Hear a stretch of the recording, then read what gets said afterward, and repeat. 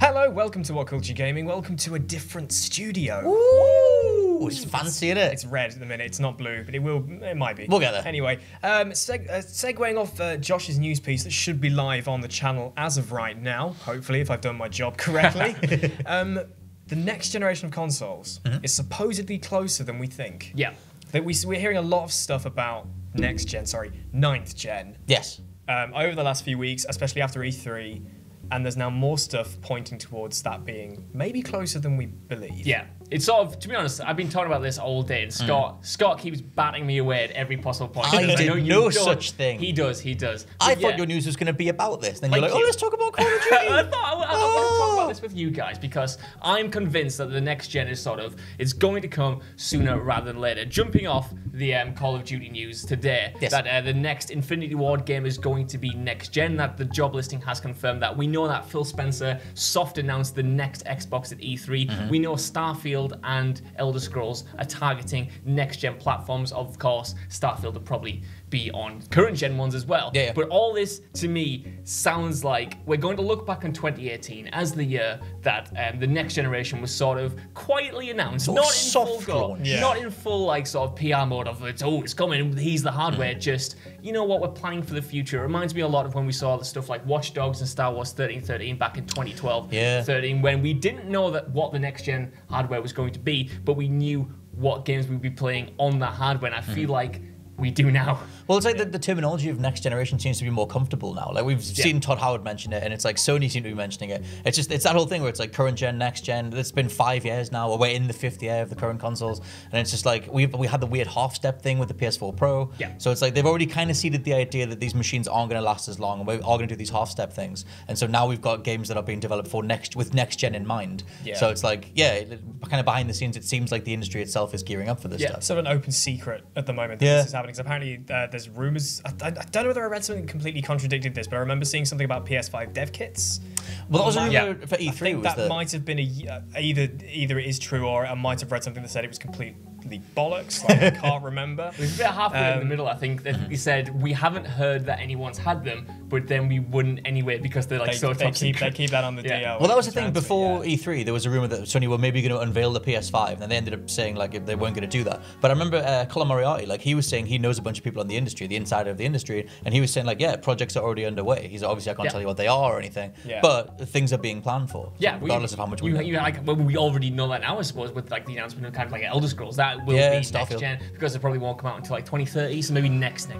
Did you say 2030? Yeah, we just probably. I don't know. I mean, they've got Starfield to get through as well. Exactly. So I think we're starting to we're approaching the blend period where we're going to get, as you said, we're going to get stuff for both platforms. Obviously, at E3, Sony turned around and said, we are working on the next project. We're working on the next console, Project Scarlet.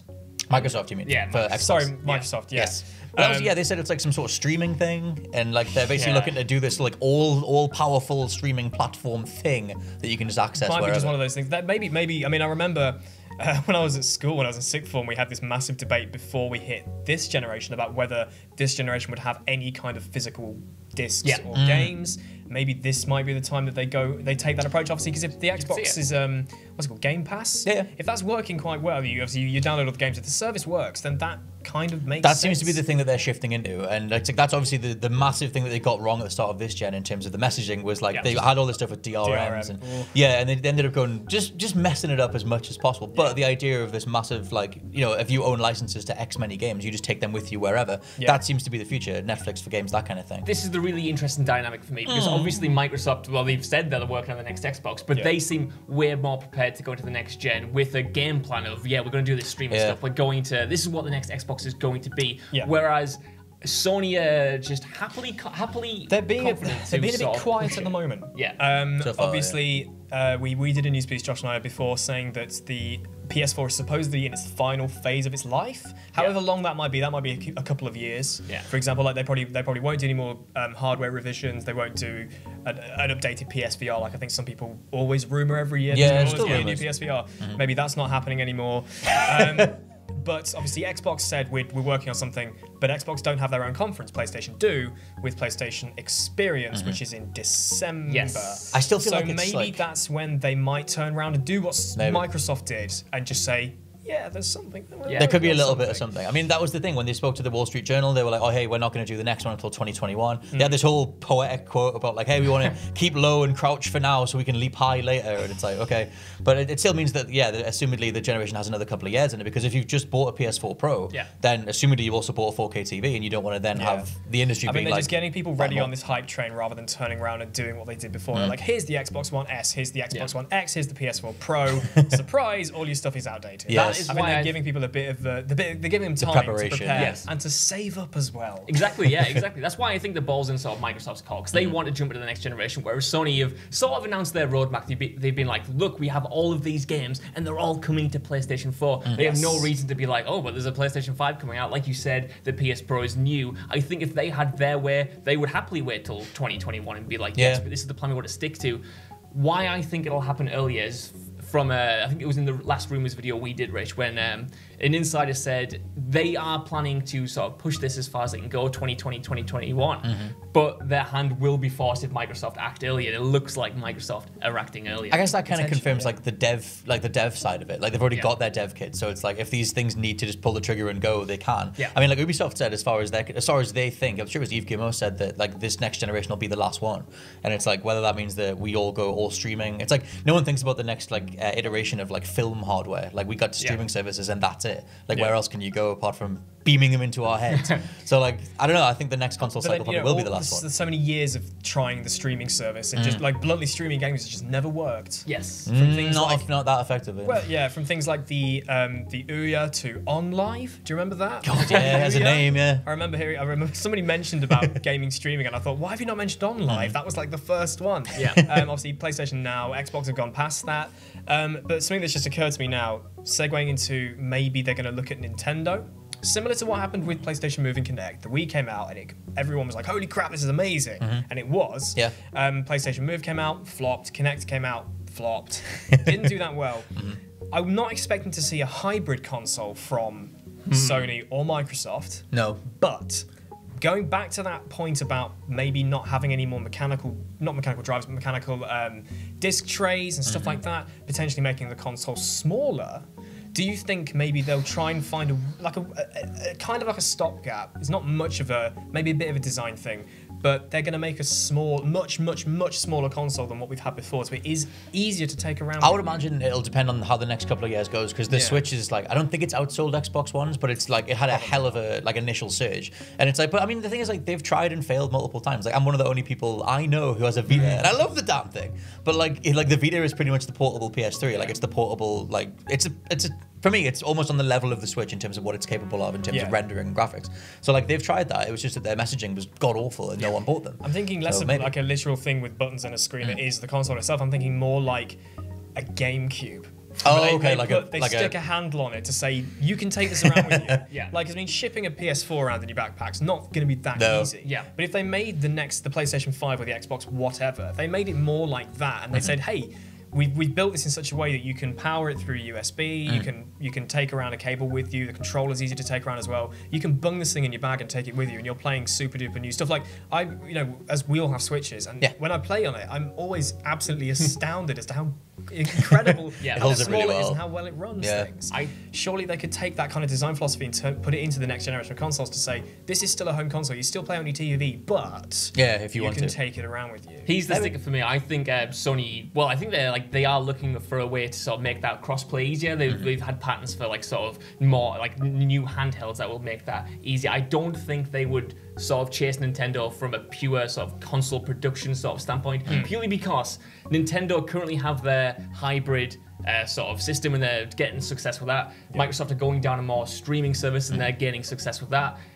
I think Sony have a lot to benefit from just being like, look, we are a console. Like, we put that in your We're house. just going to do what you We're know. going to and do just what stick you to know. That did them well at the start of this generation. Yeah. I think it would do them well going into the next. The only reason that I think it did them so well at the start of this gen was because it was the reaction to how badly Microsoft were messing everything up, and all Sony had to do was do the whole for the players. We're not going to go DRM. We're not going to do all that kind of thing. So I mean, unless portable gaming like the Switch stuff starts to change the way the industry thinks about games, we start getting more bite-sized things, and that develops a groundswell of negativity. Then maybe like Sony just stick to their guns. But at some point, if you've got Xbox being the masters of streaming and Nintendo's the master of handheld hybrids, what the hell does Sony even do anymore? Yes. Sony other than just exclusives? grounded power, I guess. Yeah. Maybe because obviously when you talk about the console war, you don't talk about Microsoft versus Sony versus Nintendo versus PC. PC and the Switch just sit to the they're side. kind of their own They islands, just do what they like. It's between these two. But when we get to the next generation, these two might separate even further. And then you literally pick your platform based on A, what games you want, and B, what you like, how you want to consume your games. Yeah. Maybe. And then if Sony sorts out this whole debacle with crossplay, this could be the end of the console war as we know it. I think you are onto something there. I think that's what we'll see going into the next generation, like really diversifying like their products. They're not going to be too similar. And I think that's why I slightly agree with what you were saying before, Scott, about how console generations might just be done. We hear that at sort of at the tail end of every console generation. That this is going to be the last one. This is going to be the last one. And that's sort of never been the case yet. But I think this will be the end of console generations as we know them. Like, I think there's not still going to be happen. bluntly like, here's this generation, big line. Here's It's the not next just going to be one. the same sort of head-to-head Microsoft Sony like mashup, because they're going to have like offer such varied and different experiences. We're already seeing that now. I think that's only going to get more and more as we go on, especially when Google get in and drop their console around. Yeah, we don't need. They're going to be so Xbox, Microsoft is going to be the people who do game streaming where you download the games. Google are going to do the game streaming where you stream the games, and it's going to fall flat on its arse. And Sony just kind of sit there going, like, we've got exclusives. Do you want more of them? You know what, Scott, people do. They do. I mean, hypothetically, it makes sense the idea to just release the incremental consoles whenever the manufacturer sees fit. But then, of course, there are still a lot of third-party companies out there. I mean, not so much after Microsoft seemed to buy them all after looking at E3. But normally they stick to the console generations to make life easy for the devs, because then they know what kind of hardware they're going to be playing with across the board. I think the only kind of wild card in that is PC, because obviously you get different specs and stuff as it goes on, but they find their ways around that.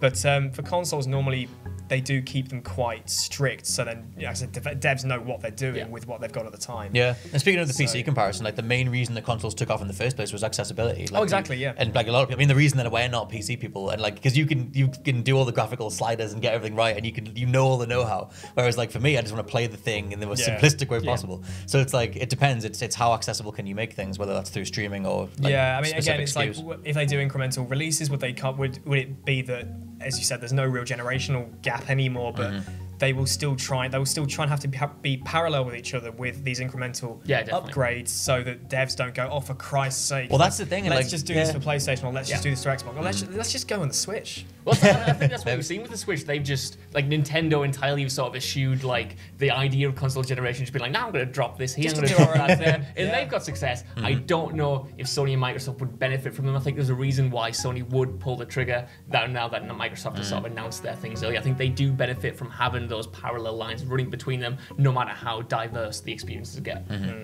So there we go. That's what we sort of think about the next supposed generation of consoles coming, and even further past that, there's a lot of digging we've done, and a lot of ideas have come to the things table. to come. We'll see. I think we quite enjoy this format of just standing here and talking rubbish. Of course, yeah. If you like this, definitely let us know in the comment section down below. And of course, let us know about what you think about the next generation of consoles. Who are you going to stick with? Are you going to? I mean, the Switch is going to be sitting there for a while now. They've launched halfway through this bloody generation. So are you going to stick with the Switch? And if you're going to move on to a PlayStation 5 or an Xbox 2? Yes. 1.5, 720, 362. That's what I'll go with that. Which one are you going to go with, and what is your sort of dream wish list for the next generation of consoles? Anyway, this has been What Culture Gaming. I have been Rich. I've been Scott. I've been Josh. And we'll see you very soon. Bye. That's quite good, actually. I've really enjoyed that talk. Yeah, We've got a lot of good stuff out Podcast. there. Oh, don't say that.